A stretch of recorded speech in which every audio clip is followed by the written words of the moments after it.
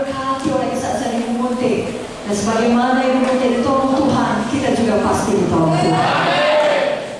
Seperti yang disaksikan Ibu Munte, kami baru pulang juga dari pelayanan KKR di beberapa tempat. Kemarin dari Sorong, Papua, juga di Ambon, Maluku. Kami mendapat kesempatan melayani di Sulawesi, di Kendari, di Makassar, di Tonggano, di Manado, begitu. Dan terakhir kali kami baru pulang dari Riau, Pekanbaru, dan dari Kota Duri. Di tiap-tiap tempat tersebut kami melihat ada banyak mujizat Tuhan terjadi. Cara kuasa Tuhan Yesus tidak jauh. Kuasa Tuhan Yesus yang bekerja di Sorong, Papua, ataupun di Sulawesi, ataupun di Riau, adalah kuasa Tuhan Yesus yang sama yang bekerja malam ini di Banjarmasin. Kita semuanya kita juga melihat kuasa Tuhan. Kita tahu dalam hidup kita ini ada banyak hal yang dapat diberikan oleh dunia untuk memberikan kuasa kepada kita, seperti uang, pendidikan. Tetapi kita juga mengakui dengan jujur bahwasanya semua hal tersebut walaupun baik hanya dapat memberikan kuasa yang terbatas. Biasanya memang orang yang memiliki lebih banyak uang, lebih banyak kuasanya. Atau kalau lebih tinggi pendidikannya, lebih tinggi kedudukannya, maka lebih banyak kuasanya dalam satu masyarakat tertentu. Tapi ada kalanya kehidupan membawa kita dalam satu keadaan atau situasi di mana kuasa yang kita miliki, maka itu uang, pendidikan, atau kedudukan yang kita miliki, tidak dapat memberikan jawaban yang tuntas untuk permasalahan kita. Seperti yang dialami oleh Ibu Munte. Sebenarnya pamannya memiliki kedudukan yang tinggi, uang yang banyak. Dia sendiri sudah demikian. Sudah menjadi dokter spesialis anak, sudah menjadi dosen di USU.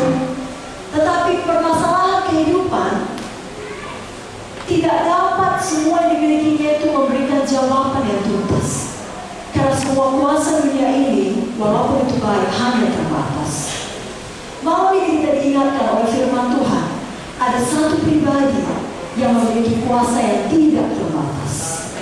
Namanya Tuhan Yesus.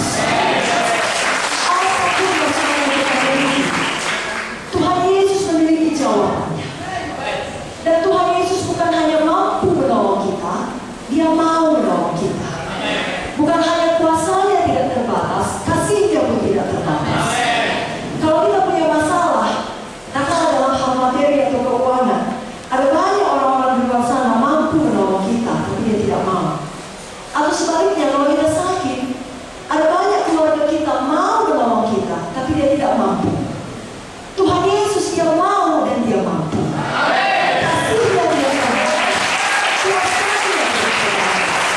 Yang perlu kita lakukan adalah kita beriman, percaya, dan tidak timbang akan kasih dan kuasanya tersebut. Begitu sederhananya sehingga seringkali kita melewatkannya atau melupakannya. Biar malam ini kita kembali ingat.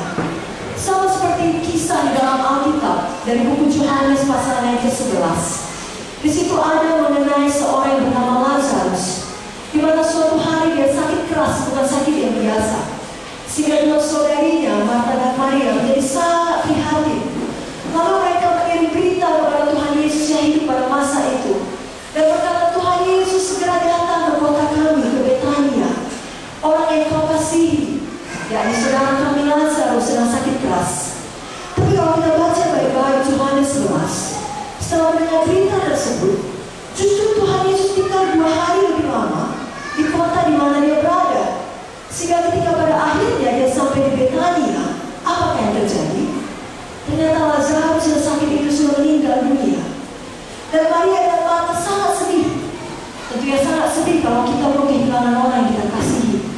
Dan mungkin ada pertanyaan besar di dalam hati mereka, seperti pertanyaan besar dalam hati Ibu Munte, kenapa ini terjadi? Ada banyak orang lebih jahat, tidak seburuk ini nasibnya. Lebih jauh lagi mungkin Maria dan Marta bertanya, kenapa Yesus lama datang? Kami tahu Yesus bisa menyembuhkan. Kalau saja Yesus segera datang, maka saudara kami Lazarus tidak perlu mati. Sekarang sudah terlambat. Tidak ada kita menyukai perkataan sudah terlambat.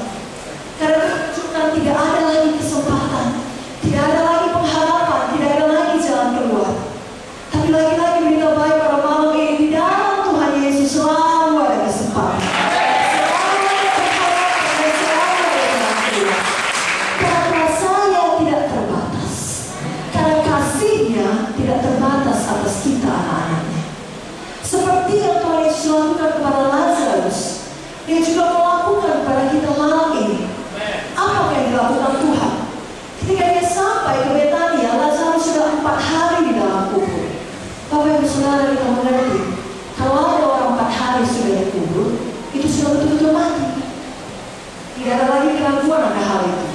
Bahkan mungkin proses pembusukan sudah mulai di dalam tubuh yang mati tersebut. Secara pikiran, secara akal waras, kita tahu tidak ada apapun yang bisa dilakukan lagi terhadap Maria Lazarus. Sudah mustahil. Tetapi Allah kita spesialis dalam kemustahilan. Situasi yang paling buruk sekalipun dapat diatasi oleh kuasa Tuhan. Kerap kali mungkin kita berdoa untuk satu hal, tidak dijawab Tuhan, karena Tuhan punya yang lebih baik. Sama seperti Marta dan Maria berdoa untuk kesembuhan Lazarus, Tuhan punya yang lebih baik, namanya kebangkitan Lazarus. Kalau Tuhan pergi ke kubur Lazarus, apakah kata Tuhan? Dia panggil nama Lazarus. Dengan kasihnya yang besar dan dengan kuasanya yang besar, Tuhan berkata, Lazarus, keluarlah. Maka pada saat itu juga, kematian sekalipun tidak dapat mengikat Lazarus. Lazarus bangkit, Lazarus hidup, Lazarus keluar dari kubur. Bagaimana persoalan kita alami? Mungkin orang lain tidak tahu. Kita memasang wajah tersenyum, tapi hati kita tahu. Dan Yesus tahu. Yesus mau memanggil nama kita, dimanapun kita duduk atau dimanapun kita berdiri di luar sana. Karena Dia kenal kita dan Dia mengasihi kita. Adakah sukacita kita mati? Atau adakah bisnis kita mati? Adakah hubungan kasih dalam rumah tangga kita mati? Atau mungkin betul-betul ada anggota tubuh kita, sel tubuh kita yang mati, kita menderita penyakit. Yesus tahu. Dan Dia mau memanggil nama kita. Biar kita bangkit juga di dalam iman. Karena hanya dengan imanlah kita bisa menerima kuasa Tuhan yang tidak terbatas. Bapak Ibu Saudara, dulu ketika ayah saya, Pendeta Dr. Benyamin Muti masih hidup, dia sering memberikan sebuah cerita. Bagaimana di sebuah kamar yang gelap, ada indera manusia. Mulai daripada indera mata berkata, aku tidak melihat apapun. Tidak ada apa-apa di kamar yang gelap ini. Lalu telinga juga berkata, aku tidak mendengar apapun. Tidak ada apa-apa di kamar ini. Mulut berkata, aku tidak mencecap apapun. Tidak ada apa-apa di kamar yang gelap ini. Bahkan kulit berkata, aku tidak merasa apapun. Tidak ada apa-apa di kamar ini. Tapi satu indera berani melawan 4 indera lainnya hidup. Dia berkata, aku mencium parfum di kamar ini. Lalu apa yang terjadi? Lampu dihidupkan. Betul ada parfum di kamar tersebut. Karena kebenarannya betul-betul telah diletakkan sebuah parfum di kamar itu. Suatu hari mungkin indera kita akan berkata, mata kita berkata, berkunang-kunang ya semua. Telinga kita berkata, mendenging sakit. Mulut kita berkata, pahit semua kurasa, aku tidak selera makan. Bahkan kulit kita berkata, meriang, panas kurasa. Kali ini hidup kita juga berkata, aku tidak bisa bernafas dengan baik. Lalu kesimpulannya, faktanya mengatakan aku sakit, aku demam, aku pilek. Tetapi ada satu indera keenam, indera rohani namanya iman, yang selalu berdasar pada firman Tuhan yang berkata, oleh bilur-bilur Yesus, aku telah sembuh. Ada pilihan kita untuk beriman atau hanya berdasar kepada indera, kepada perasaan. Biar malam ini kita memilih iman. Karena hanya dengan indera, perasaan atau akal waras saja, Lazarus tidak akan bangkit. Demikian persoalan kita tidak akan ada jalan keluarnya. Tapi dengan iman, kuasa Tuhan yang tidak terbatas boleh dijadikan dalam hidup. Dan iman, Roma 10 ayat 17 mengatakan datang dari pendengaran akan firman Kristus. Itu sebab yang penting bagi kita mendengarkan firman, membaca firman. Seperti malam ini, bukanlah hati kita saat firman yang disampaikan oleh Ibu Pendeta Victoria. Izinkan iman tumbuh di dalam hati kita. Lalu kita ucapkan iman kita. Kita ucapkan apa yang kita perlukan, yang kita inginkan Tuhan berbuat dalam hidup kita. Akan ada kalanya setan berkata dalam pikiran kita, hentikan saja ucapanmu itu. Tidak ada gunanya. Semua sia-sia. Kau lihat, penyakitmu tidak tambah baik, justru tambah parah. Kau lihat, uang tidak ada juga.